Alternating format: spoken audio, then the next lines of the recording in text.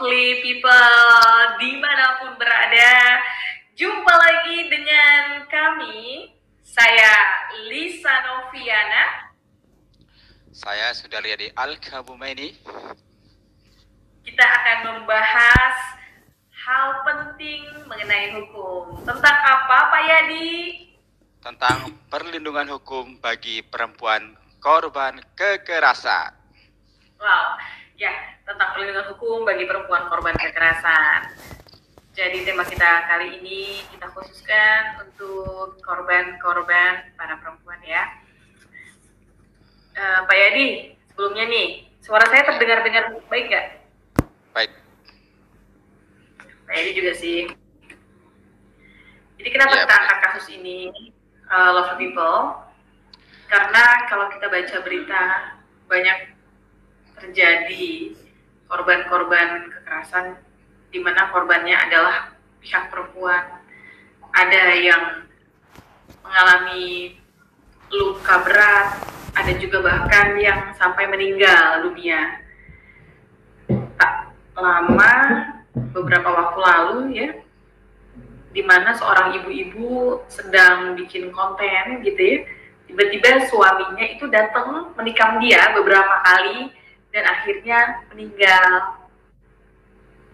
Begitu juga ada perempuan, seorang istri yang mohon maaf dipukuli oleh suaminya sehingga mengalami luka-luka berat dan dirawat di rumah sakit.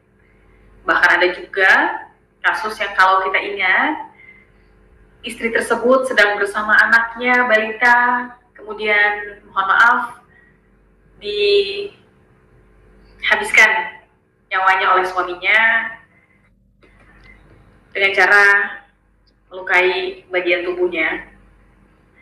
Itu adalah latar belakang kita mengadakan kegiatan ini, artinya podcast ini dengan tema tentang perlindungan terhadap perempuan ya, karena jangan sampai itu terjadi lagi. Baik, Pak Yadi, Ya. Kita membahas tentang kekerasan terhadap perempuan dalam hukum Indonesia, Pak Yadi. Ya. Sebenarnya apa sih yang dimaksud dengan kekerasan terhadap perempuan? Kemudian bentuk-bentuk kekerasan terhadap perempuan itu apa aja gitu? Artinya kita harus bisa mengklasifikasikan dan masyarakat bisa memahami dalam hal apa itu bisa dikatakan kekerasan terhadap perempuan dan bagaimana itu bisa melanggar hukum. Seperti itu, Pak Yadi. Gimana, Pak Yadi? Kita mulai dari situ dulu ya, obrolan kita. Ya boleh, Lisa. Ya boleh. Jadi definisi kekerasan terhadap perempuan banyak, Lisa. Definisinya itu arahnya kepada hal-hal yang merugikan kepada perempuan tersebut, baik secara fisik, psikis, seksual, ekonomi, itu yang dilakukan di ruang publik maupun di ruang privat. Di sana termasuk ancaman, paksaan, perampasan kebebasan kepada perempuan. Hal-hal tersebut masuk ke dalam kategori kekerasan terhadap perempuan. Sebenarnya ada definisi secara undang-undang, tapi ini ada paling tidak seperti itu, hal-hal yang bisa masuk kepada perempuan seperti yang sudah saya sampaikan tadi. Banyak bentuk-bentuk kekerasan yang sering terjadi di tengah-tengah kita terhadap perempuan. Kalau tadi saya bicara mengenai kekerasan fisik, contohnya banyak. Misalnya seperti pemukulan ya, sering terjadi pemukulan ini terhadap perempuan. Baik itu yang satu keluarga, istri misalnya, anak, ataupun orang lain. Terus kemudian bentuk yang lain, ada penendangan, ada penyiksaan fisik lainnya. mendengar ada seorang istri itu disetrika oleh suaminya, itu penyiksaan fisik. Ini kan luar biasa. Pertanyaan kita, kalau ada seperti itu, seberapa salah sih seorang istri sampai suaminya tega menyetrika gitu ya, menyetrika punggungnya ya, menyetrika.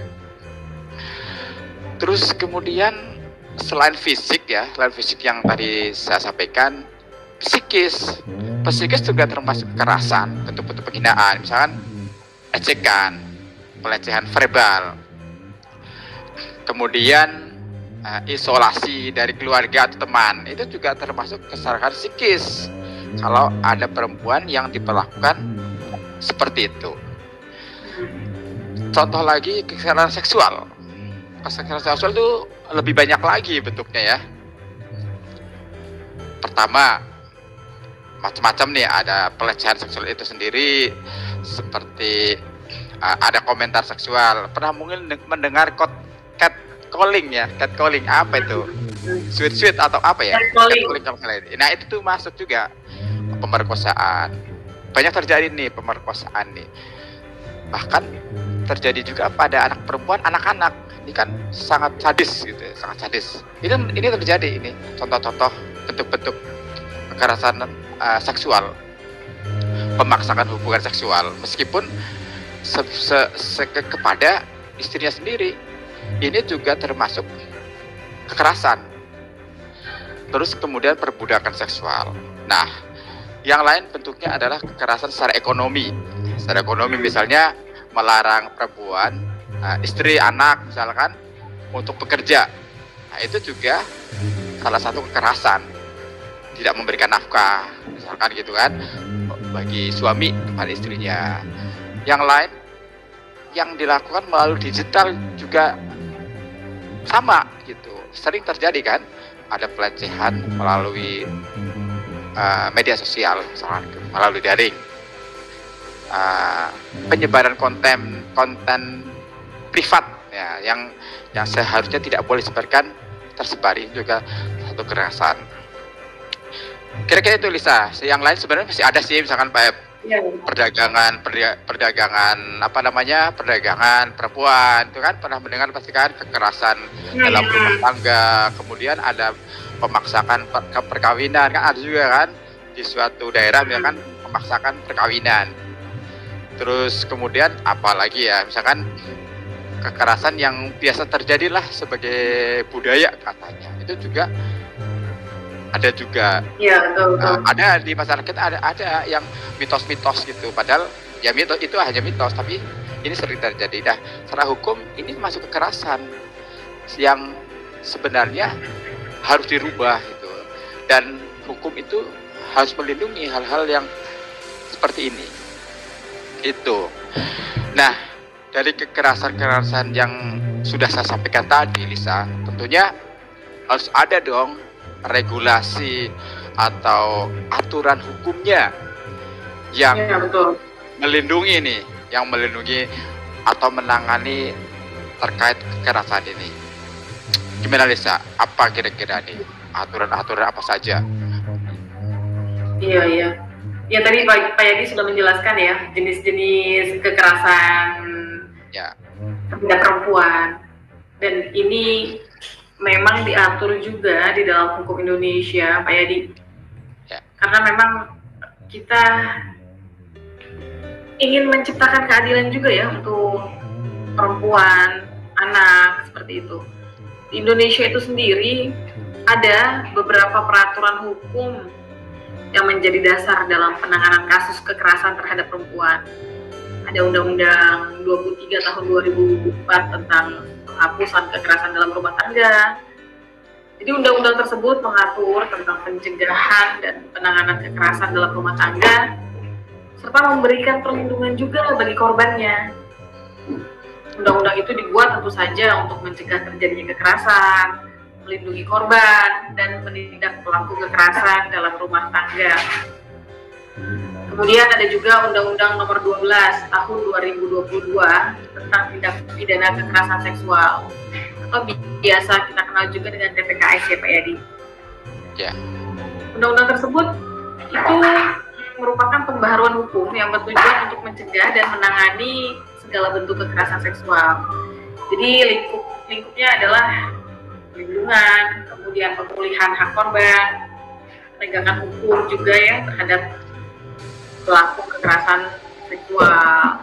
Nah, untuk di Undang-Undang TPKS itu sendiri itu menjadi penting karena undang-undang tersebut merupakan respon atas kebutuhan dan perlindungan yang lebih komprehensif bagi korban kekerasan seksual.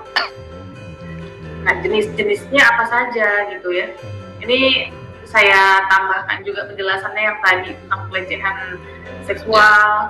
Jadi tindakan yang merendahkan martabat seseorang berdasarkan seksualitasnya itu bahkan bisa dijerat dengan hukuman mencapai 9 bulan atau denda 10 juta rupiah. Ada juga pencabulan. Pencabulan itu perbuatan seksual dengan cara menyentuh bagian tubuh yang bersifat intim dan hukumannya bisa lebih berat tergantung pada tingkat kekerasan dan dampak psikologis yang ditimbulkan. Perkosaan itu kan persetubuhan tanpa persetujuan ya. Hukumannya bisa mencapai 12 tahun. Nah, ini untuk perkosaan yang sudah dewasa nanti akan kita bahas lagi nih di akhir untuk bagaimana kalau anak-anak yang diperkosa seperti itu ya. Kemudian eksploitasi seksual, melibatkan anak di bawah umur dalam aktivitas seksual. Hukumannya bisa berat, penjara seumur hidup, dilihat nanti dari konteksnya dari kasusnya seperti itu. Nah, ada juga undang-undang tentang, sebentar saya ingat-ingat dulu. Ada lagi yang mengatur adalah kitab Undang-Undang Hukum Pidana.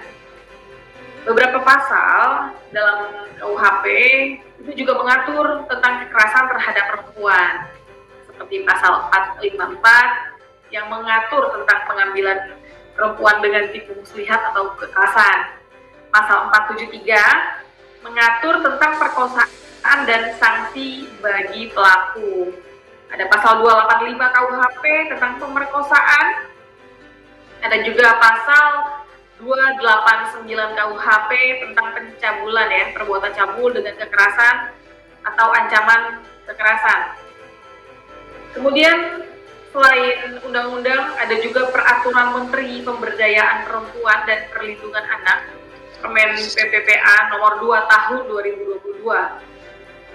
Peraturan tersebut mengatur standar layanan perlindungan bagi perempuan dan anak yang menjadi korban kekerasan. Jadi peraturan tersebut itu mencakup juga definisi kekerasan terhadap perempuan serta langkah-langkah perlindungan yang harus diambil oleh pihak berwenang. Ada lagi peraturan pemerintah nomor 4 tahun 2006. Peraturan tersebut berkaitan dengan penyelenggaraan dan kerjasama pemulihan korban kekerasan dalam rumah tangga, termasuk rehabilitasi sosial dan bantuan hukum bagi korban. Jadi Pak Yadi dan Lovely People, dengan adanya berbagai regulasi yang khusus membahas mengenai kekerasan terhadap perempuan, diharapkan memang dapat mengurangi angka kekerasan terhadap perempuan. Bahkan kalau bisa itu hilang gitu ya, bukan hanya mengurangi. Sehingga bisa juga meningkatkan kesadaran masyarakat akan pentingnya perlindungan hak-hak terhadap perempuan. Nah, untuk kesadaran masyarakat nih Pak Yadi tentang kekerasan perempuan, apalah yang bisa kita lakukan nih untuk itu gitu? Karena seperti kasus-kasus yang tadi Pak Yadi sebutkan ya, disetrika gitu kan, itu kan menimbulkan cacat ya, cacat berat ya, benar nggak? Nah, otomatis itu masuknya kan penganiayaan berat, benar nggak? Yang bisa dijerat dengan pasal 354 KUHP. Bisa jadi. Sanksinya itu paling lama 8 tahun. Tapi kalau menyebabkan kematian bisa meningkat sampai 10 tahun. Kalau misalnya ada unsur kesengajaan ya kan gimana tuh hukumannya? Bahkan bisa lebih tinggi lagi jangan-jangan ya kan. Jadi penganiayaan berat yang memerlukan unsur kesengajaan dan niat dari pelaku untuk melukai korban secara serius gitu ya. Itu bagaimana hukumannya? Artinya kan setiap penganiayaan berat, ringan ya atau menyebabkan kematian, cacat berat, ada unsur kesengajaan, itu nanti akan dipertimbangkan oleh hakim ketika itu memang masuk ke meja hijau seperti itu ya Pak Yadi ya. Nah, otomatis kita harus meningkatkan tadi kesadaran hukum, kesadaran masyarakat. Tidak hanya kesadaran hukum tentunya, tapi juga kesadaran bahwa melakukan penganiayaan itu telah melanggar hak-hak asasi manusia juga, gitu ya kan? Nah, Pak Yadi, gimana nih menurut Pak Yadi nih? Apa langkah yang bisa kita lakukan untuk meningkatkan kesadaran masyarakat terhadap kekerasan terhadap perempuan, Pak Yadi? Ya, saya kira ini menjadi tugas kita bersama ya, untuk memberikan kesadaran baik laki-laki maupun perempuan terhadap adanya kekerasan terhadap perempuan. Maksudnya banyak hal ya yang harus diketahui gitu, mau pria mau perempuan. Karena kekerasan perempuan ini adalah harus dihilangkan, maksud itu harus dihilangkan sebenarnya. Semua harus peduli terhadap ini. Makanya harus dilibatkan beberapa elemen masyarakat. Apa yang dilakukan? Misalnya kan, jadi termasuk tokoh-tokoh masyarakat juga harus berperan dalam hal ini. Gitu. Nah, saya kira beberapa hal ya yang perlu sama-sama kita lakukan adalah tetap adanya pendidikan dan kampanye publik. Ya. Nah, kampanye publik ini sangat penting ya, agar meminimalisir lah terjadinya kekerasan terhadap perempuan ini. Silahkan mau melalui media massa, media sosial, dan lain sebagainya. Pengertian atau pembelajaran atau pengetahuan ya, ketika ada kekerasan perempuan itu terus bagaimana itu kan, kan harus melaporkan, gimana cara melaporkan. Nah, ini menjadi kesadaran kita bersama. Banyak sosialisasi bisa di sekolah maupun di kampus-kampus, agar tahu juga gitu kan, agar tahu juga bagaimana pencegahannya dan lain sebagainya. Nah, yang lain perlu ada pelatihan ya, pelatihan para tokoh-tokoh masyarakat misalnya ya, agar bisa mendamping atau apa ya, mendukung. Setelah itu memberikan kampanye agar masyarakat menjadi tahu bahwa kekerasan seksual itu, kekerasan perempuan itu dapat melanggar hukum dan melanggar HAM ya, melanggar HAM juga. Terus yang lain ya, sebenarnya penguatan hukum itu pasti ya, penguatan hukum seperti sosialisasi undang-undang PKRDRT. Dan ada satu lagi yang masih agak baru ya, undang-undang TPKS ya, tindak pidana kekerasan seksual. Ini saya kira belum terlalu banyak disosialisasikan. Nah, dua undang-undang ini sangat penting ya untuk disosialisasikan, agar masyarakat tuh menjadi tahu ketika ada kekerasan perempuan itu apa yang harus dilakukan.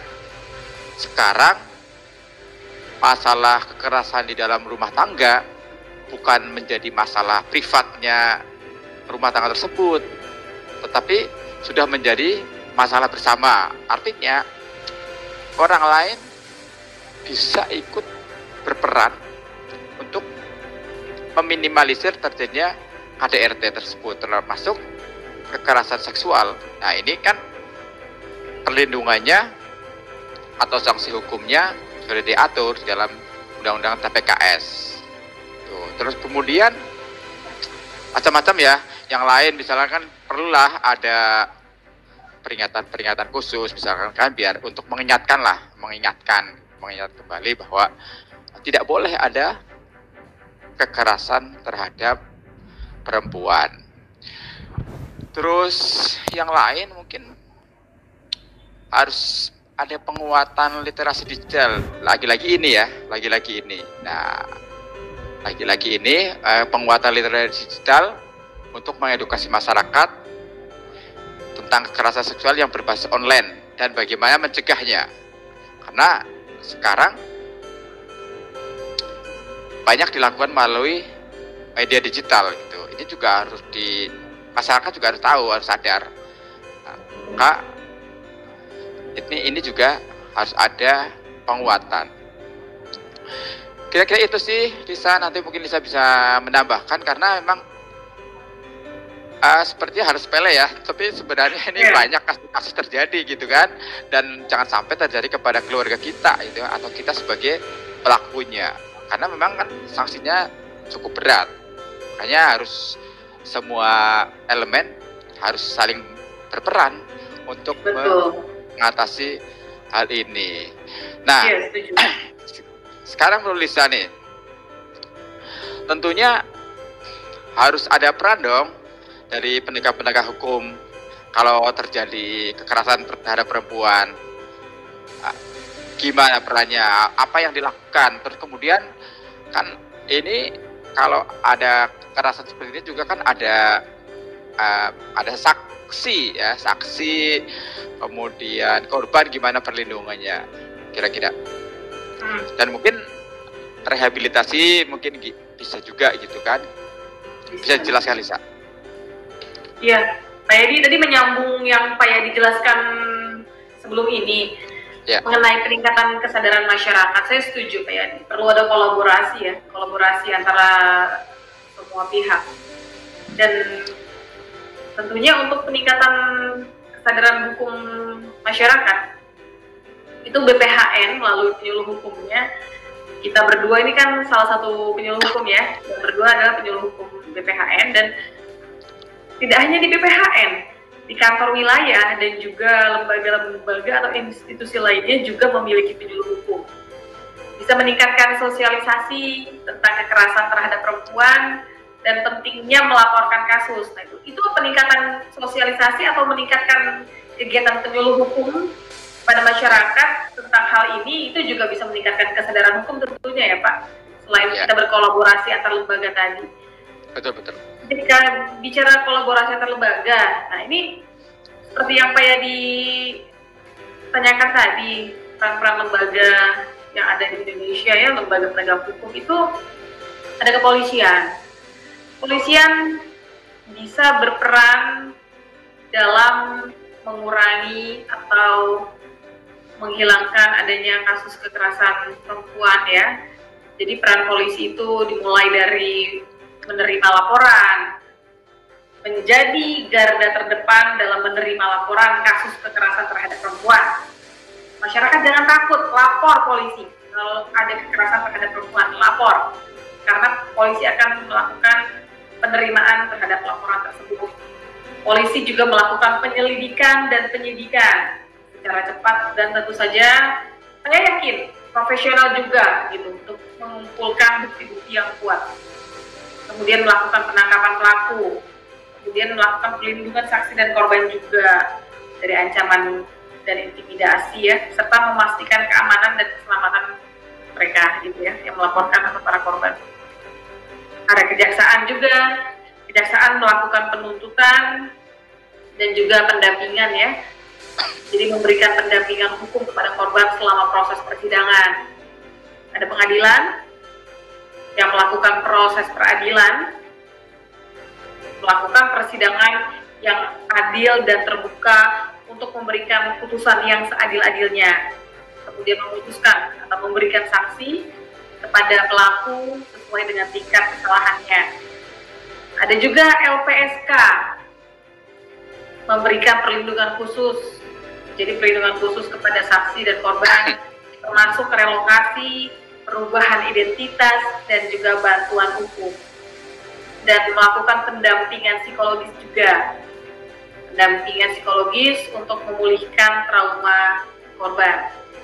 Selain lembaga-lembaga pemerintah yang tadi disebutkan ya, ada BPHN yang menerima konsultasi hukum tadi ya, dan melakukan penyuluhan hukum secara masif mengenai hak perempuan, korban perempuan tadi ya, ada BPHN, polisi, kejaksaan, pengadilan, LPSK, ada juga Komnas Anti Kekerasan Terhadap Perempuan ya, Kementerian Perempuan juga kan, kita bisa melakukan pengaduan kepada Kementerian Perempuan, tadi belum saya sebutkan ya.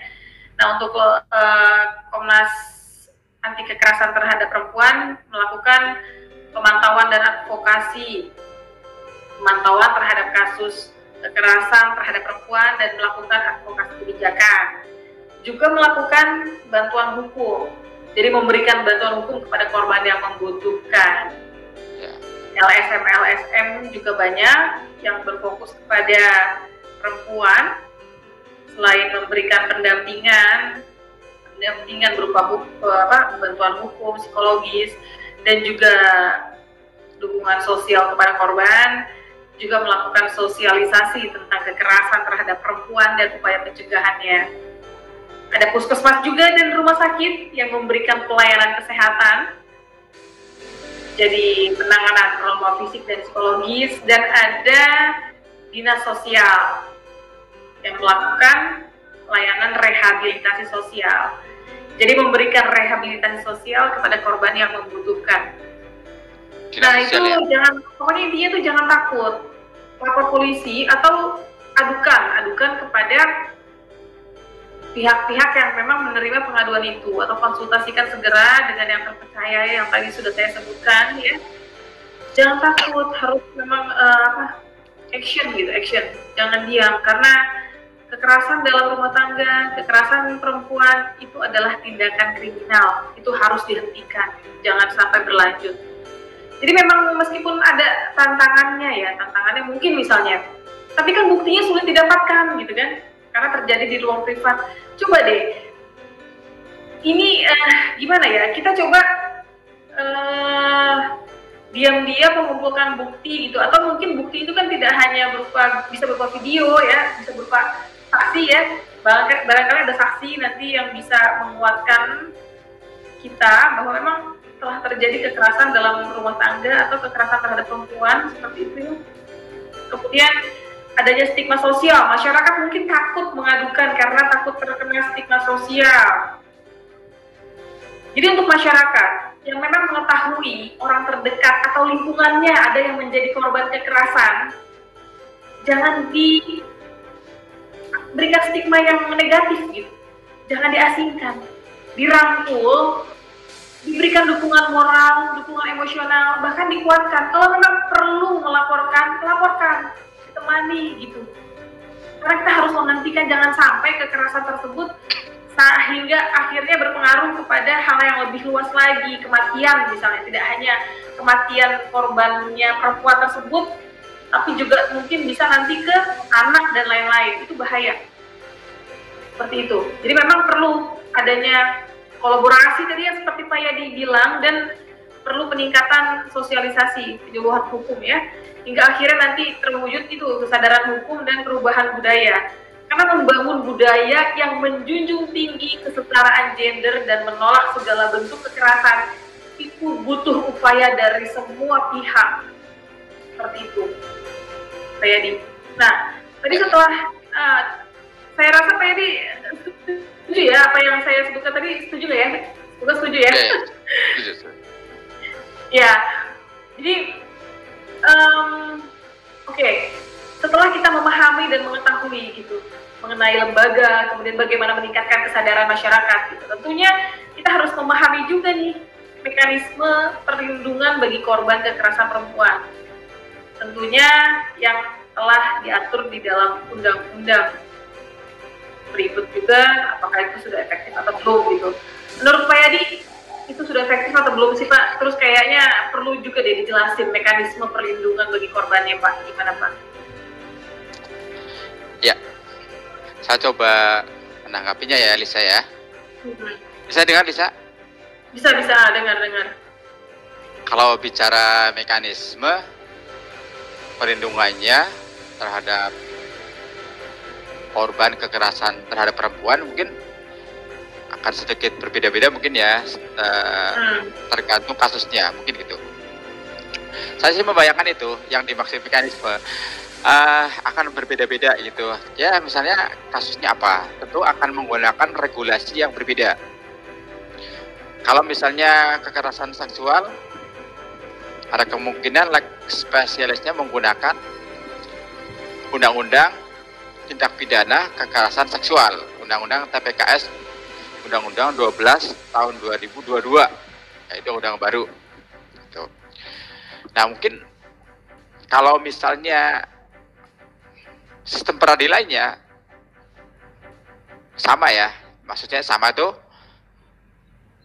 yang dilakukan orang dewasa ataupun anak-anak misalkan, itu masih sama, artinya ada mekanisme yang berbeda lah, itu yang berbeda antara anak-anak dan dewasa.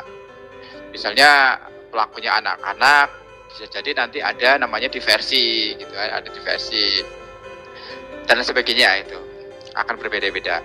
Nah, tapi mungkin pada kesempatan ini saya akan coba sampaikan beberapa hal ya, misalnya kasus kekerasan dalam rumah tangga. Nah, tentunya untuk perlindungannya seperti yang Lisa sudah sampaikan, jangan takut-takut untuk melaporkan misalkan, karena kasus KDRT bisa jadi itu pengaduan, delik pengaduan, ataupun bisa jadi bukan delik aduan. Sekiranya korbannya ini masih mampu untuk melaporkan, maka korban bisa langsung melaporkan sendiri delik aduan. Tapi bisa jadi kalau memang tidak mampu, bisa jadi yang harus melaporkan bukan korbannya, mungkin karena udah pingsan atau korban lukanya parah, itu bisa menjadi delik biasa. Nah, ini perlindungannya bisa sampai segitu untuk KDRT.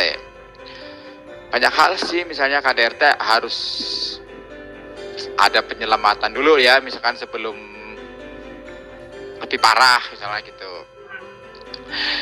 Nah, yang lain misalnya nih kasus kekerasan seksual. Kekerasan seksual sesuai dengan undang-undang TPKS. Nah, ini juga perlu kita sosialisasikan nih undang-undang ini nih, karena tantangannya ada, pasti ada. Nah, di sini kan perlindungannya harus ada pemulihan korban, terus harus ada pendampingan hukum dan psikolognya, itu kan, ada restitusi atau ganti rugi terhadap korban, tuh. Terus yang lain misalnya kasus perdagangan orang, pasti pernah mendengar ya, perdagangan orang ini kan macam-macam nih. Ini termasuk kekerasan juga, perdagangan orang kan, misalnya ditipu. Seharusnya dipekerjakan di restoran, ternyata di tempat di tempat yang melanggar hukum. Nah, ini kan harus ada macam-macam nih perlindungannya. Pertama ada rehabilitasi korban, misalnya dia sampai ternyata masuk ke dalam jebakan itu. Terus kemudian ada kompensasi tentunya. Ada kompensasi ganti rugi ya, ganti rugi, terus ada pemulangan harus ke daerahnya misalnya kalau ditipu. Ada perlindungan identitas. Misalnya kalau kasus tentang pemberantasan perdagangan orang. Macam-macam, beda-beda. Terus kemudian misalnya ada yang lain nih, yang harus dilakukan. Lisa pernah mendengarkan ada namanya Pusat Pelayanan Terpadu Pemberdayaan Perempuan dan Anak, seperti Lisa yang sudah sampaikan tadi itu kan. Iya. Ini hampir ada di setiap provinsi ya kalau nggak salah ya, meskipun ini belum terlalu banyak. Nah, ini salah satu bentuk perlindungannya juga. Makanya tokoh masyarakat penting ini tahu, agar ketika ada kasus kekerasan terhadap perempuan bisa diantar untuk ke P2TP2A, Pusat Pelayanan Terpadu Pemberdayaan Perempuan. Itu. Nah, terus kalau dikatakan efektif atau belum, nah ini sebenarnya kalau melihat undang-undangnya sih udah cukup bagus ya. Iya nggak bisa, ada undang-undang PKDRT, terus ada undang-undang TPKS gitu. Udah cukup bagus. Cuma efektif atau belum, saya kira ini memang ada tantangannya ya. Ada tantangannya, banyak lah ya tantangannya. Misalnya gini, tantangannya implementasi ya, implementasinya mungkin masih kurang ya, masih kurang kan. Misalnya banyak kasus yang tidak dilaporkan, iya nggak Lisa? Iya, iya, Bahkan iya. ada korban yang tidak mau melapor, iya nggak, tantangannya. Sebenarnya harusnya efektif kan, cuma tantangannya ada korban yang nggak mau melapor. Terus tadi dari implementasi ini yang masih kurang ya. Terus kemudian tantangan yang lain adalah dari stigma masyarakat. Nah, kadang korban merasa malu gitu kan, merasa malu melaporkan. Atau ada budaya-budaya tertentu nih yang dianggap itu biasa gitu, biasa. Misalnya laki-laki lebih menguasai dari perempuan. Mungkin ada daerah tertentu mungkin ya. Padahal kan sebenarnya secara hukum nggak bisa, nggak boleh. Nah, ini juga tantangannya. Kemudian hal-hal yang lain nih, seperti layanan-layanan di daerah mungkin belum terlalu banyak ya, mungkin ya. Gitu. Pendampingan hukumnya juga perlu ditingkatkan. Nah, terus artinya harus dipermudah lah aksesnya. Rumah aman mungkin kan masih terbatas, rumah aman. Nah, kurang lebih gitu sih Lisa. Kalau bicara mengenai mekanisme tentu harus melihat kasusnya, kemudian menggunakan regulasi apa hak-hak dari korban tersebut, efektif atau belum. Seharusnya efektif karena undang-undang udah ada, PKDRT dan PKS, cuma implementasinya yang di masyarakat yang kadang masih lemah. Bukan aturan itu juga, tapi dari masyarakat juga itu tadi ada yang nggak mau melaporkan, misalnya gitu, ada juga. Gitu. Nanti perlu dibahas nih, nah, untuk kesadaran masyarakat yang seperti kita sudah sampaikan sebelumnya ya, tapi kan masih ada aja masyarakat yang masih seperti itu.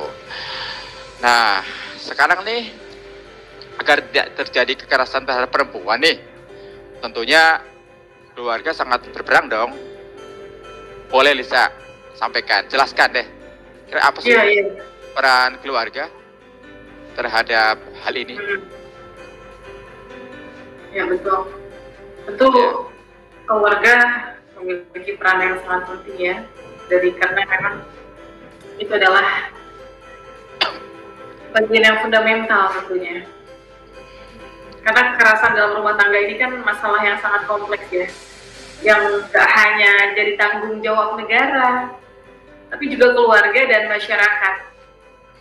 Tentu aja peran aktif dari lingkungan terdekat korban itu benar-benar krusial untuk mencegah terjadinya kekerasan dan juga memberikan dukungan bagi korban yang mengalaminya. Jadi keluarga itu memang diharapkan untuk memberikan pendidikan kesetaraan gender sejak dini. Keluarga menanamkan nilai kesetaraan gender pada anak-anak. Penting ini dilakukan, Pak, untuk membangun pemahaman bahwa laki-laki dan perempuan itu punya hak dan kewajiban yang sama-sama penting gitu. Jadi tidak hanya laki-laki saja yang haknya itu penting atau kewajibannya penting, perempuan juga sama. Tentu saja dengan kapasitasnya masing-masing ya. Kemudian komunikasi yang terbuka juga perlu dijalin dalam lingkup keluarga, menciptakan suasana keluarga yang terbuka dan saling menghormati. Terus menjadi role model ya, orang tua itu mencontohkan anak-anak dalam membangun hubungan yang sehat dan nggak penuh kekerasan. Kita sebagai orang tua tentunya mau dong anak kita itu nggak melakukan kekerasan terhadap orang lain atau bahkan terhadap dirinya sendiri ya.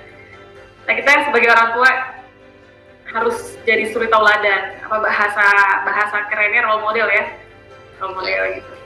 Kemudian memberikan dukungan Jadi keluarga itu ngasih dukungan ke keluarganya yang menjadi korban kekerasan, baik secara emosional maupun praktis. Masyarakat juga punya peran yang penting. Layer pertama keluarga, layer kedua masyarakat ya. Jadi masyarakat itu perlu meningkatkan kesadaran juga tentang kekerasan melalui berbagai kegiatan sosialisasi dan kampanye. Terus tidak mentoleransi kekerasan. Masyarakat harus tegas menolak segala bentuk kekerasan dan tidak membenarkan tindakan pelaku kekerasan.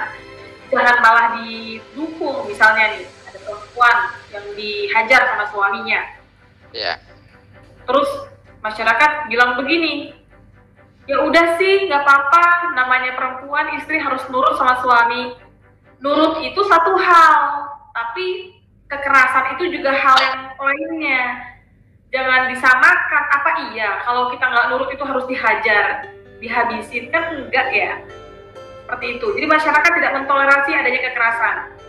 Kemudian masyarakat juga harus mendorong adanya pelaporan dan memberikan bantuan yang praktis kepada korban. Seperti misalnya tempat tinggal sementara gitu. Suami melakukan kekerasan, dia pergi dari rumah, dia bingung mau kemana gitu.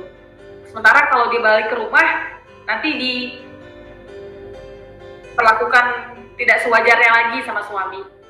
Masyarakat bisa memberikan bantuan tempat tinggal sementara sampai nanti benar-benar mendapatkan bantuan yang lebih konkret gitu ya. Bisa juga memberikan bantuan keuangan misalnya, karena dia pergi dari rumah gitu ya, si perempuan tersebut tidak bekerja, sementara dia butuh makan ya, sandang dan pangan gitu ya. Mungkin bisa diberikan juga, dikasih bantuan secukupnya sebelum dia benar-benar mendapatkan bantuan yang konkret. Nah, setelah itu baru dibawa ke kepolisian atau tempat-tempat yang memang bisa memberikan bantuan secara nyata seperti itu. Kemudian selain keluarga, masyarakat ya, diri kita sendiri juga perlu membekali dengan pendidikan melalui baca buku atau nonton konten yang memang bermanfaat, ada isinya gitu. Iya. Konten-konten seperti konten kita ini gitu ya, mengandung pendidikan ya, pengetahuan, baca. Jadi kita perlu membekali diri kita sendiri gitu dengan pengetahuan, dengan keyakinan bahwa kekerasan itu adalah hal yang tidak boleh dilakukan. Jangan malu untuk ngomong, kita meyakinkan diri kita sendiri. Media massa juga ya, media massa juga memiliki peran penting untuk menyuarakan isu-isu kekerasan dan memberikan informasi yang akurat kepada masyarakat. Dan tentu saja yang paling penting itu adanya kolaborasi antar sektor. Pemerintah, lembaga swadaya masyarakat, dan sektor swasta itu perlu kerjasama untuk mengatasi kekerasan secara komprehensif.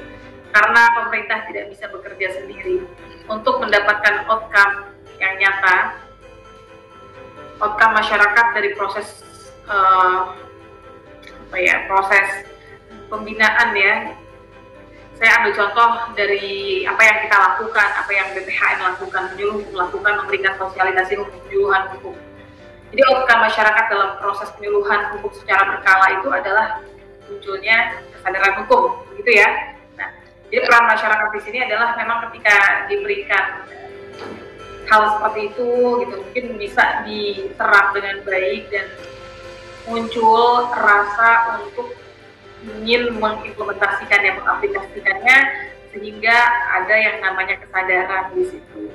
Karena memang kesadaran itu kan lahir dari kolaborasi yang aktif ya antara penyuluh hukum yang memberikan informasinya gitu.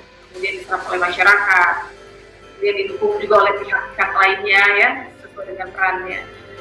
Seperti itu upaya dan saya juga ingin sedikit menambahkan nih, memang pemerintah itu sudah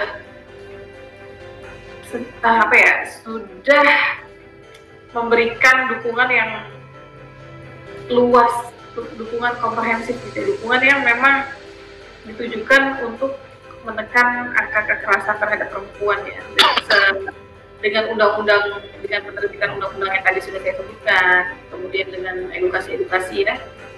Tadi ada yang lupa saya sebutin nih undang-undangnya, bahkan dari pihak kampus ya, pihak kampus juga melalui Permendikbud nomor 30 tahun 2021 tentang pencegahan dan penanganan kekerasan seksual di lingkungan perguruan tinggi ya. Jadi Permendikbud ini bertujuan sebagai pedoman bagi perguruan tinggi kampus untuk menyusun kebijakan dan mengambil tindakan pencegahan dan penanganan kekerasan seksual yang terkait dengan pelaksanaan tridharma di dalam atau di luar kampus. Jadi salah satu yang dibahas dalam Permendikbud ini adalah perguruan tinggi membentuk satuan tugas pencegahan dan penanganan kekerasan seksual. Karena rentan juga, ya kita pasti tahu ya, pernah terjadi gitu ya di berita-berita kekerasan seksual atau pelecehan seksual di lingkungan kampus seperti itu. Setelah tadi kita bahas tentang aturan-aturan hukum yang ada di Indonesia nih Pak Yadi. Iya. Nah, kita ini kan termasuk negara yang mayoritas warganya itu beragama Islam ya. Dan saya sendiri juga Islam ya, karena pakai jilbab. Nah, itu yang pernah kelihatan dari ciri-cirinya. Yang pernah saya pelajari, sebenarnya Islam itu sangat menentang patriarki ya, mendukung sekali mengenai memuliakan perempuan. Iya betul. Rasanya perlu nih Pak, kita coba untuk sedikit menjelaskan mengenai aturan di dalam hukum Islam tentang bagaimana perempuan itu menjadi apa ya, bukan menjadi sosok ya, menjadi individu yang memang harus dimuliakan. Bahwa patriarki itu dalam Islam tuh memang nggak seperti yang distigmakan gitu. Nah, iya betul. Karena Pak Yadi Ustadz, nah mungkin Pak Yadi ini yang bisa menginformasikan. Silakan Pak Yadi. Baik, terima kasih Lisa. Iya, jadi betul sekali Lisa. Jadi Bang, di dalam Islam itu wanita itu sangat dilindungi. Wanita itu harusnya sangat dimuliakan. Ini sudah tercantum di dalam Al-Quran, di dalam hadis, maupun di dalam praktek-praktek fikih yang ada. Nah, pertama nih, bahwa di dalam Islam itu ada kesetaraan dan martabat perempuan dengan laki-laki. Pertama itu Lisa. Nah, ini ada dasarnya, ada di surat Al-Hujurat ayat 13. Boleh saya bacakan Lisa? Iya Pak, biar lebih adem juga nih Pak, kayaknya. Boleh dibaca ya? Butuh dirukyah juga nih saya. Iya Pak, boleh Pak, silakan Pak. Jadi pertama bahwa ada kesetaraan antara laki-laki dan perempuan di dalam Islam. Ini sesuai dengan keterangan atau firman Allah di dalam surat Al-Hujurat ayat 13 yang bunyinya begini. Bismillahirrahmanirrahim. Ya ayyuhan nasu inna khalaqnakum min dzakarin wal unsa wa ja'alnakum syu'uban wa qabaila lita'arafu. Inna akramakum indallahi atqakum innallaha alimun khabir. Artinya, hai para manusia, sesungguhnya saya, nah ini Tuhan berkata nih, saya menciptakan kalian dari laki-laki dan perempuan dan menciptakan kalian berbangsa-bangsa dan bersuku-suku untuk saling mengenal, lita'arafu ya, untuk saling mengenal. Jadi itu inna akramakum indallahi atqakum. Jadi semua itu sama.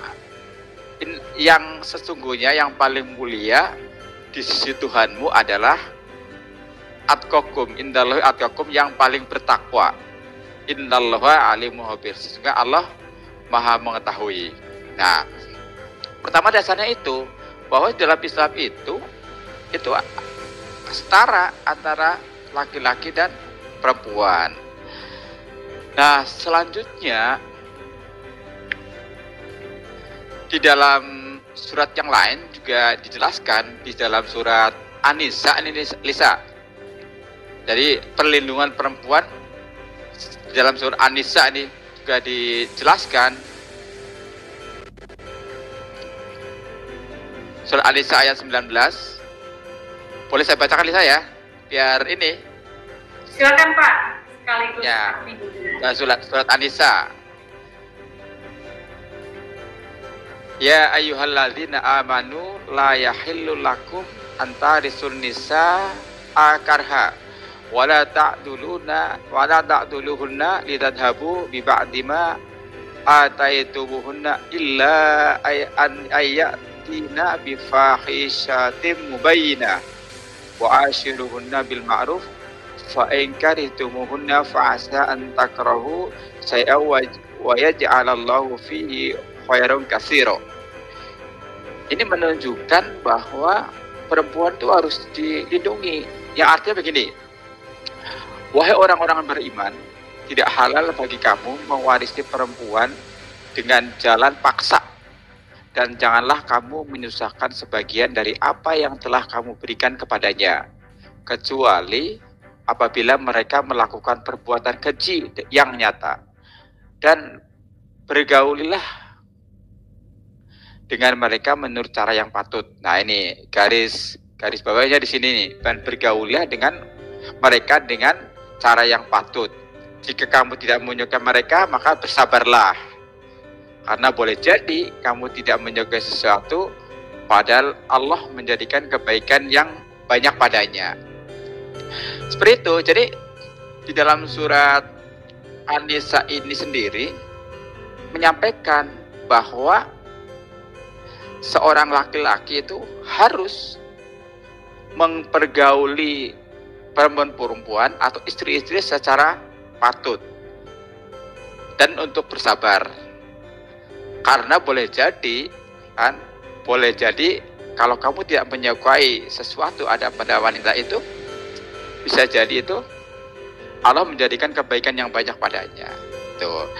Nah, di dalam hadis Nabi juga dijelaskan Lisa, larangan kekerasan dalam rumah tangga. Mungkin Lisa pernah dengar ya, janganlah kamu memukul istrimu seperti engkau memukul budak, lalu kamu menggaulinya di akhir hari.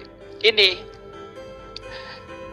yang mungkin terjadi ya. Jadi seorang perempuan sering disiksa, sering dilakukan kekerasan, tapi malam harinya digauli. Nah, jelas ini larangan dari Nabi. Dan Nabi itu memerintahkan untuk memukul pun harus daerah-daerah tertentu yang tidak menyakitkan. Misalnya daerah pantat kalau nggak salah seperti itu. Nah, tentunya kalau terkait dengan kekerasan perempuan, Islam sangat melarang. Baik kekerasan fisik, seksual, maupun pelecehan dan diskriminasi. Karena Islam sangat memuliakan perempuan dengan memberikan aturan tentang penghormatan terhadap tubuh dan kehormatannya, seperti larangan perlakuan perempuan tanpa izin dan pemaksaan. Nah, hal yang lain bahwa perempuan itu harus dilindungi. Dalam Islam apa yang haknya wanita ini? Pertama, hak nafkah. Laki-laki harus memenuhi nafkahnya, baik lahir maupun batin. Hak atas pendidikan. Perempuan dianjurkan untuk menuntut ilmu. Laki-laki tidak boleh melarang. Hak rumah atau properti. Hak perlindungan terhadap hukum. Sebenarnya dalam Islam sanksinya juga keras, Lisa. Untuk kekerasan itu misalnya ada kisos, Tuhan, kisos, ada had, ada diat. Hanya di Indonesia kan memang tidak ada mahkamah syariah, makanya tidak dijalankan hukuman-hukuman seperti Islam. Seperti itu sih Lisa. Jadi memang Islam itu begitu memuliakan perempuan, melindungi perempuan dengan firman-firmannya terdapat dalam Al-Quran agar ada kesetaraan, laki-laki dan perempuan setara, yang mulia hanya orang yang bertakwa. Satu, yang kedua bahwa harus digauli secara patut. Ini anjuran di dalam Islam. Yang ketiga, kalau mau memukullah daerah-daerah yang memang tidak berbahaya. Tuh. Tentu kekerasan seksual, kekerasan terhadap perempuan tidak ada, tidak berbolehkan di dalam Islam, mau fisik, seksual maupun pelecehan yang lain. Itu Lisa kira-kira secara singkat ya, kalau dibahas mungkin masih panjang ya, hak-hak perempuan di dalam Islam. Nah, mungkin agak-agak di ujung-ujung ini nih waktu nih Lisa nih, gimana tipsnya nih agar terhindar ya, mungkin ya tipsnya agar terhindar dari kekerasan ya. Tips agar terhindar jadi korban kekerasan, atau tips agar tidak melakukan kekerasan. Silakan Lisa. Ya, makasih Pak Yadi. Tadi terima kasih tuh informasinya mengenai aturan-aturan hukum yang ada dalam hukum Islam juga ya Pak Yadi. Iya, betul. Aku mau ngasih beberapa tips nih, tapi sebelumnya aku mau sedikit menyinggung tentang kasus yang baru-baru ini terjadi di Pasar Rebo Pak Yadi. Itu aku ngelihat berita itu ya, nonton TV tuh langsung bikin mood aku nggak enak gitu. Aku tuh kesel banget tuh masih sama orang yang melakukan kekerasan seksual sama anak gitu. Bener-bener kesel tuh nggak, emosi tuh nggak. Bener-bener deh, itu yang berita itu loh, dimana dia tuh bapak kandung yang melakukan kekerasan seksual ke anaknya sampai anaknya sakit, terus kemudian beberapa hari kemudian meninggal. Itu kesel banget. Nah, sedikit nih aku mau ngasih, tadi belum sempat aku informasikan ya. Jadi kalau di Indonesia itu hukuman untuk kekerasan seksual kepada anak itu diatur di KUHP juga sama Undang-Undang Perlindungan Anak ya. Hukumannya itu lebih tinggi dari hukuman dewasa ya Pak Yadi ya? Iya betul. Iya. Kalau korbannya anak-anak, tapi betul, nah, yang satu keluarga. Iya. Keluarga ya. Keluarga. Ya. Pelakunya orang tua sendiri itu lebih besar daripada korbannya orang lain. Ya. Makanya jadi kalau di KUHP itu kan diatur di dalam pasal 289 mengenai pencabulan terhadap anak di bawah umur dengan ancaman hukuman penjara maksimal 7 tahun. Kemudian di pasal 290-nya diatur juga jika tindakan pencabulan mengakibatkan luka berat, pelaku dapat dijatuhi hukuman penjara hingga 12 tahun. Jika mengakibatkan kematian, hukumannya dapat meningkat hingga 15 tahun.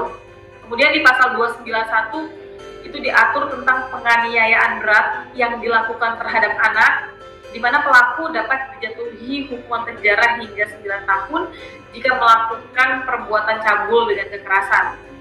Sementara di pasal Undang-Undang Perlindungan Anak, Undang-Undang Nomor 35 Tahun 2014, di pasal 81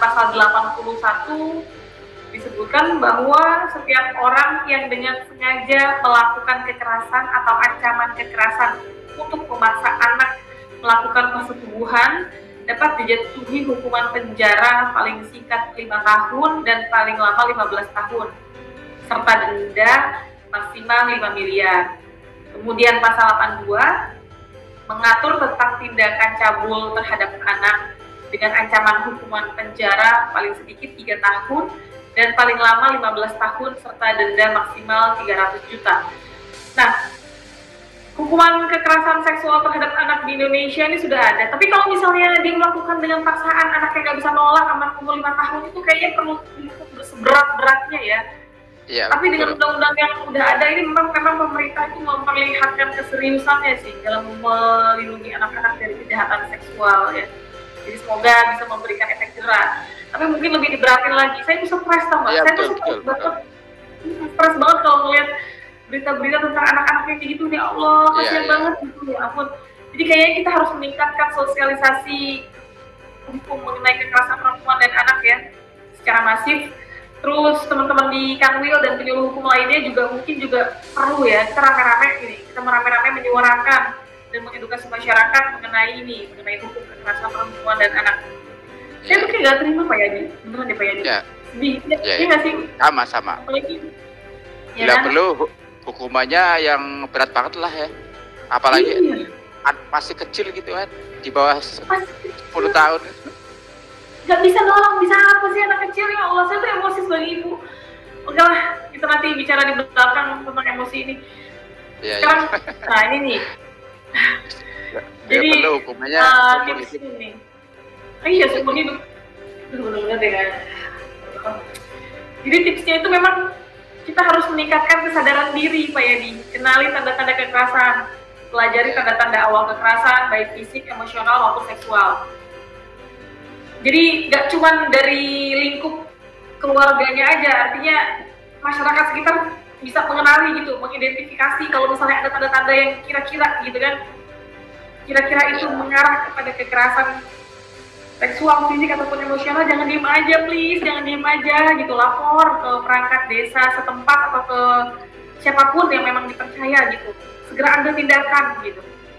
Kemudian kedua, percaya insting. Kalau ngerasa nggak nyaman atau terancam dalam suatu situasi, segera action, bergerak, jangan diam. Pokoknya inti, jangan diam. Tetapkan batasan yang jelas dalam hubungan dan jangan ragu untuk mengatakan tidak. Bangun juga jaringan atau dukungan ya, lingkaran pertemanan yang sehat. Jadi teman-teman itu benar-benar mempengaruhi kehidupan. Jadi punya teman-teman yang mendukung dan dapat dipercaya itu sangat penting gitu. Kalau misalnya teman-teman yang nggak ngedukung gitu kan, apalagi kalau misalnya ada kekerasan seksual, kekerasan seperti itu ya, terus kita ngadu ke teman kita, nggak didukung atau malah disudutkan, diejek, nah itu kan salah ya. Kita carilah lingkungan pertemanan yang sehat. Terus kemudian keluarga, jalin hubungan yang baik dengan keluarga. Mereka bisa dijadikan tempat untuk perlindungan. Komunitas, kita bergabung dengan komunitas atau kelompok yang mendukung kesetaraan gender. Tips lainnya, kita bisa juga untuk belajar bela diri.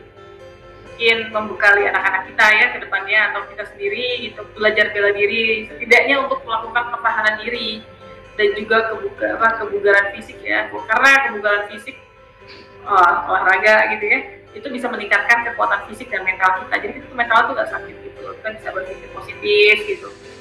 Nah, kemudian hindari tempat yang sepi, jangan masuk ke tempat yang sepi, apalagi malam sendirian. Kadang siang aja kita bisa jadi korban, apalagi malam ya. Kemudian beritahu orang yang terpercaya, kasih tahu ke keluarga kita atau ke teman kita tuh mau pergi kemana misalnya, tentang tujuan dan rencana perjalanan kita. Dan jangan gampang percaya sama orang yang baru dikenal, khususnya media sosial. Baru kenal orang, diajak jalan, terus kita jalan. Gimana kalau ada apa-apa gitu? Kita harus harus bisa mawas diri. Jangan mau gitu loh. Terus kalaupun memang benar-benar penting, jangan sendirian. Ajak orang, ajak kawan kita yang lain yang dipercaya oleh kita. Ya, kemudian sebisa mungkin gunakan transportasi umum yang aman dan terpercaya. Kemudian tingkatkan pengetahuan. Tadi di awal sudah saya informasi.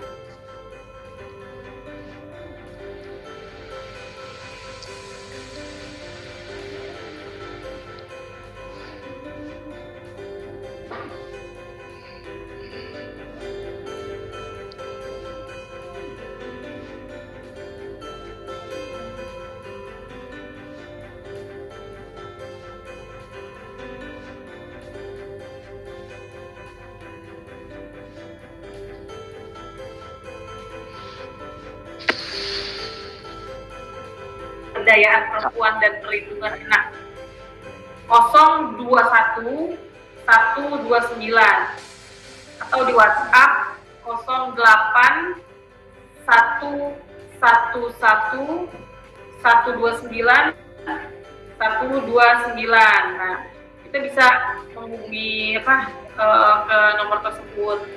Jadi jangan ingat ya, jangan diam ya, action gitu kan siapapun. Nah, terus apalagi tips dari saya? Selain itu masih ada lagi sih, sebentar saya coba. Ada nggak tips? Nah, itu tips agar tidak melakukan kekerasan, ada nggak? Ada, agar tidak melakukan kekerasan ada. Jadi kita memang, nah itu dia kekerasannya, kita kan perlu tahu dulu nih, apakah pelaku kekerasannya itu mengalami gangguan mental atau bagaimana. Jangan malu untuk meminta bantuan gitu. Terus tingkatkan pengetahuan, kita harus meningkatkan pengetahuan. Jadi kita harus paham sebelum beraksi. Kira-kira apa yang akan kita lakukan itu berbahaya nggak? Ada dampak hukumnya nggak? Atau ada dampak lainnya nggak? Ibadah, ya kan? Agama apapun, ketika kita rajin beribadah dan kita memang menerapkan ilmu agama yang sudah diajarkan, itu akan terhindar dari perilaku kekerasan ataupun pelecehan seksual seperti itu. Mungkin Pak Yadi bisa memberikan tips lainnya. Jadi kalau saya sih memang antara korban sama pelaku, masyarakat lah sebelum menjadi pelaku nih ya, dan sebelum menjadi korban, tingkatkan pengetahuan, kemudian mawas diri. Ya, kalau memang dirasa kita punya penyakit mental atau gangguan, segera hubungi unit-unit kesehatan yang terjangkau oleh kita. Seperti itu. Gimana Pak Yadi? Kalau Pak Yadi mungkin ada tambahan, silakan Pak Yadi. Seandainya ada tambahan.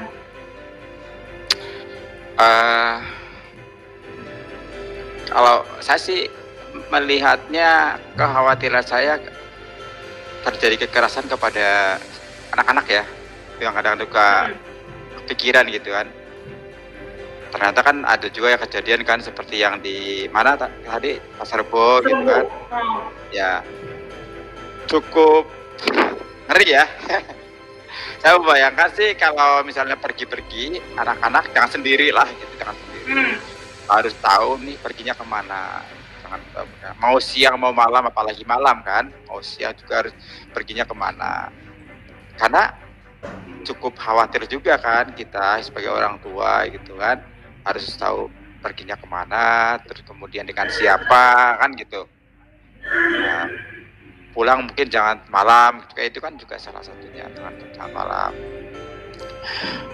Terus kalau tip agar tidak melakukan kekerasan, ya mungkin ini prosesnya agak panjang sih, kalau menurut saya sih gitu.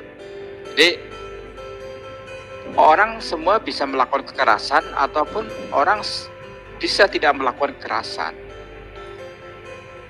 Paling penting adalah kalau menurut saya itu adalah sering membaca ya. Mungkin berdiskusi dengan teman-teman yang menginspirasi, sering membaca, atau misalnya di dalam Islam tuh hadir di majelis taklim. Tuh. Saya pernah membaca di media sosial gini. Kenapa ya? Tapi ini mungkin salah ya. Kenapa ya orang yang sering rajin ke ibadah itu malah sering melakukan kekerasan itu? Apa iya dalam hati saya? Enggak kayak gitu-gitu banget. Mungkin bukan kebalik tapi sama. Kenapa yang tidak rajin ibadah juga melakukan kekerasan nggak dibahas? Gitu kan nggak adil. Kesannya yang melakukan ibadah sering ke masjid malah melakukan kekerasan. Emang pasti kayak gitu kan? Itu kalau menurut saya itu juga penyesatan yang model postingan kayak gitu. Ya ini ketika ada postingan di media sosial yang mengarah ke situ, ya jangan dimakan mentah-mentah. Itu kan akan berdasarkan pengalaman masing-masing. Tidak sepenuhnya benar. Kenapa? Nggak ditanya juga yang tidak pernah ibadah apa yang melakukan kekerasan itu kan juga banyak. Nah, itu sih prosesnya sih. Nah, kalau kayak tadi tuh memahami, misalnya antara laki-laki dan perempuan nih, seorang laki-laki tuh harus banyak belajar gitu, banyak belajar dan belajar tentang dirinya dan juga belajar mengenai sifat-sifat perempuan. Karena memang beda. Sifat perempuan dan sifat laki-laki itu sangat berbeda jauh. Inilah tugasnya laki-laki agar tidak melakukan kekerasan. Nggak mungkin lah sama gitu kan. Itu yang bisa terjadi, kekerasan dianggapnya harus sama dengan saya nih, laki-laki nih, perempuan ya tidak bisa, memang diciptakan berbeda kan gitu kan. Saya pernah membaca ini mungkin pepatah Arab ya di saya. Jadi seburuk-buruk apapun sifat perempuan, seorang laki-laki harus mengajarkan dengan lemah lembut. Luar biasa kan? Ini pepatah Arab. Kalau kita tahu gitu kan, pepatah ini lumayan kan untuk mengerem kita itu. Ternyata nggak bisa kita mengajarkan perempuan itu dengan kasar gitu kan, karena memang juga itu pepatah Arab mengatakan itu seburuk-buruk apapun wanita, kita harus mengajarinya dengan lemah lembut. Ya itulah sih, saya juga kebayang itu kan, karena memang nggak bisa dibuat kasar gitu. Laki-laki harus tahu itu kayak gitu loh. Itu sih kayak gitu sih, kalau mau menghindarkan kekerasan laki-laki, dia harus belajar dirinya dan mempelajari sifat perempuan. Banyak referensi kan, bisa baca-baca di Google sambil dianalisa gitu kan, di survei gitu kan, mengenai sifat perempuan kayak apa yang boleh dan tidak, dan sebagainya. Seperti yang tadi itu loh yang saya sampaikan. Barangkali itu sih menarik sih. Jadi sebenarnya intinya sih harus berilmu. Berilmu. Betul. Makanya kalau yang melakukan kekerasan, saya kira dia nggak pernah mau belajar gitu, nggak mau pernah mau menghadiri majelis taklim, nggak mau baca-baca mengenai karakter wanita harusnya gimana gitu. Iya, betul. Mungkin itu sih. Ya, dan tidak hanya laki-laki, sesama perempuan juga. Jadi perempuan juga selain korban juga banyak yang menjadi pelaku ya. Apalagi kalau sama perempuan miris gitu. Jadi jangan menjadi pelaku juga ya. Betul. Iya, oh ya. Iya, maaf. Tadi saya jadi maksudnya kan yang laki-laki ke perempuan ya, yang tadi saya ceritakan tadi. Ternyata perempuan sempurna sama perempuan juga ada yang melakukan kekerasan juga sama ya.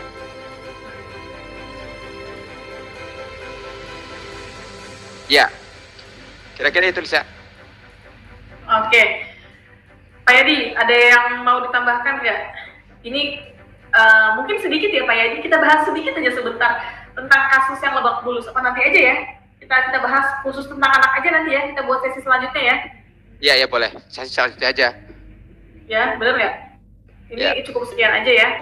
Nah, tadi kira-kira yang sudah kita bahas, semoga cukup mewakili pertanyaan-pertanyaan dari masyarakat ya, dari lovely people, dimulai dari dasar hukum, kemudian ada juga lembaga-lembaga yang berperan untuk menangani kasus-kasus kekerasan perempuan, dan juga tips-tipsnya ya Pak Yadi. Ya, baik. Terima kasih banyak Pak Yadi atas diskusi kali ini. Nanti kita selanjutnya mungkin kita akan bahas tentang anak aja ya. Bisa. Oke. Baiklah, lovely people, ini adalah upaya kita. Gimana Pak Yadi? Minggu depan boleh tentang anak. Boleh. Oke.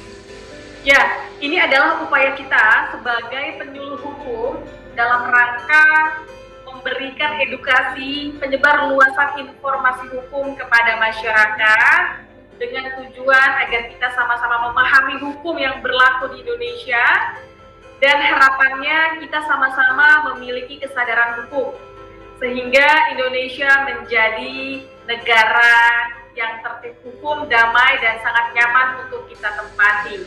Menuju Indonesia Emas, insya Allah kita akan menjadi warga negara maju yang makmur dan juga aman sejahtera. Ya Pak Yadi ya?